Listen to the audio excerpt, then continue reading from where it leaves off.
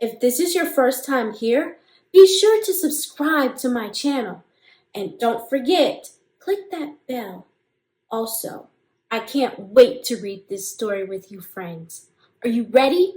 Let's go! ABC!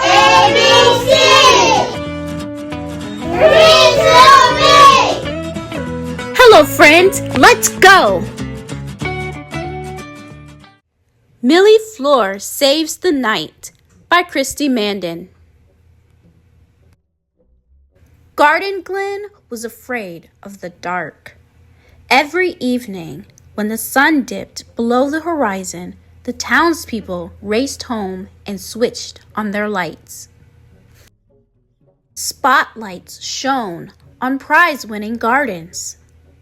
Lanterns lit the pathways. Every house and yard in Garden Glen was as bright as the midday sun. Every house except Millie Floor LaFay's, of course. At the bottom of a scruffy hill at the edge of town, a lone street lamp glowed outside Millie Floor's garden gate. To the people of Garden Glen, Millie Floor's house was terribly dark and mysterious. But to Millie Floor, it wasn't dark enough. Since she moved to town, Millie Floor hadn't seen a single night creature. Her moon garden struggled to grow. "I have an idea," her mom said. After they took care of the street lamp, Millie Floor waited for the return of the dark and her other nighttime friends. But Garden Glen's Lantern Committee was not happy about Millie Floor's unlit house. "It's dangerous," warned the mayor. "It's scary," said the city planner. "Who knows what the dark will bring with it," said the lantern keeper. "But the dark isn't scary," Millie Floor assured them. "You just need to get to know her." Millie Floor couldn't bear the thought of her friend feeling unwelcomed. She got to work on a new plan. Moon pies in hand, Millie Floor marched right up to the edge of the deep, dark woods. "You are always welcome in my garden," she whispered gently to the dark. With Millie Floor in the dark leading the way, the creatures of the night set off to Millie Floor's garden. In the garden, a spider quietly spun her silk while bats fluttered and flapped on the breeze. The crickets in the catylids played their gentle chorus while the dark told tales of the night.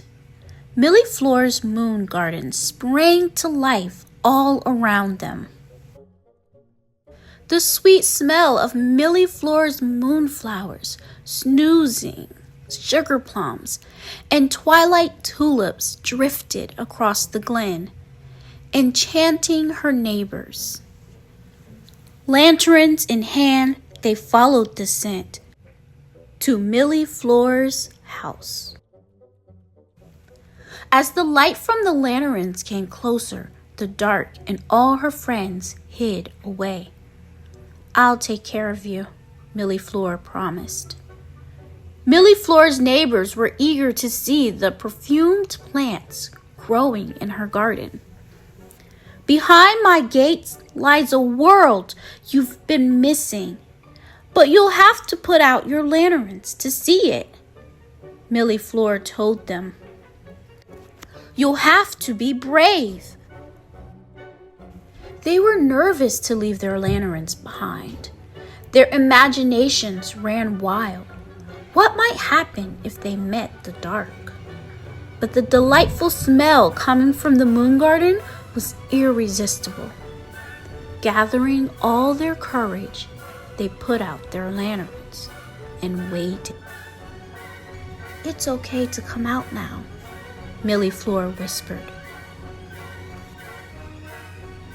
Under the safety of the dark, mushrooms lit the path to Millie Floor's moon garden. Glowworms hung in luminous strands from the trees. Fireflies blinked happily. Millie Fleur's garden sparkled. The kids were a bit shy around the dark at first. But the more they got to know her, the more they realized. There were things the dark could share that couldn't be found in the light. One by one, the lights around Garden Glen began to go out. Moon gardens sprang up all over town. The creatures of the night made themselves at home.